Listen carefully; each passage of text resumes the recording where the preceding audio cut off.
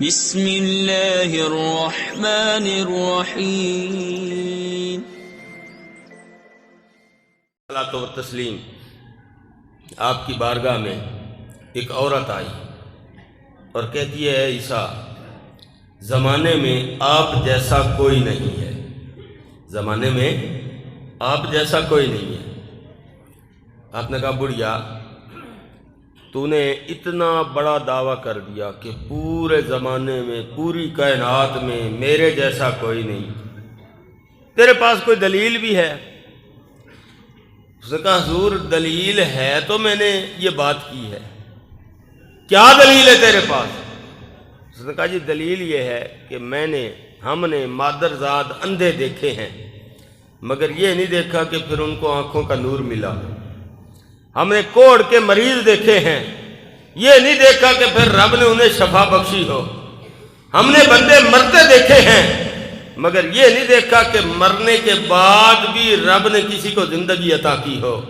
مگر اے عیسیٰ، جب سے آپ زمانے میں آئے ہو، اگر کوئی مادرزاد اندھا آتا ہے، آپ ہاتھ پھیرتے ہو، رب اسے آنکھوں کا نور عطا کر دیتا ہے۔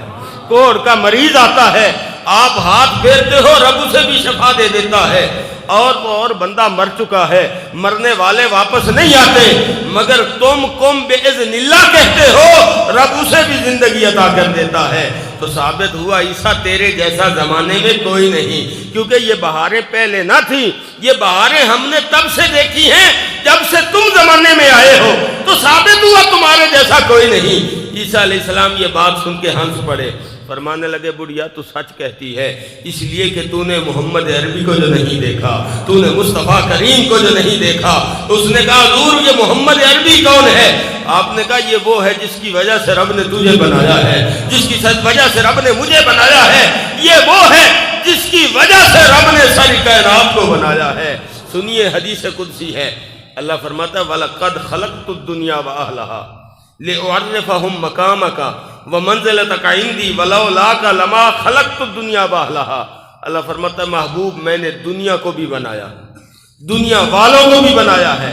باری تعالیٰ بنانے کا مقصد کیا ہے؟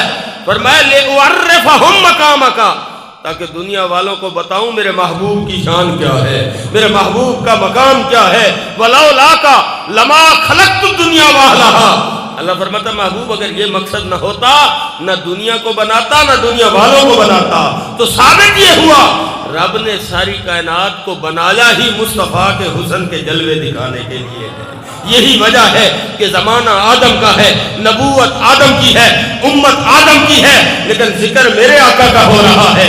زمانہ نوح کا ہے، امت نوح کی ہے، نبوت بھی نوح کی ہے، مگر نعتیں میرے آقا کی پڑھی جا رہی ہیں۔ زمانہ ابراہیم کا ہے، امت ابراہیم کی ہے، نبوت ابراہیم کی ہے، مگر ذکر خیر میرے آقا کا ہو رہا ہے۔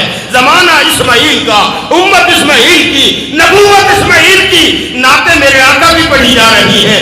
زمانہ موسیٰ کا ہے، نبوت موسیٰ کی ہے، امت موسیٰ کی ہے، تذکرے میرے آقا کے ہو رہے ہیں۔ زمانہ عیسیٰ کا ہے، نبوت عیسیٰ کی ہے، امت عیسیٰ کی ہے، چرچے میرے آقا کے ہو رہے ہیں۔ اللہ بتانا یہ چاہتا ہے کہ آدم سے لے کر عیسیٰ تک ہر ایک کو پتہ چل جائے کہ باقی سارے نبی بن کے آئے ہیں، محمد سارے نبیوں کا امام بن کے آیا ہے۔ نعرہ تکبیر، نعرہ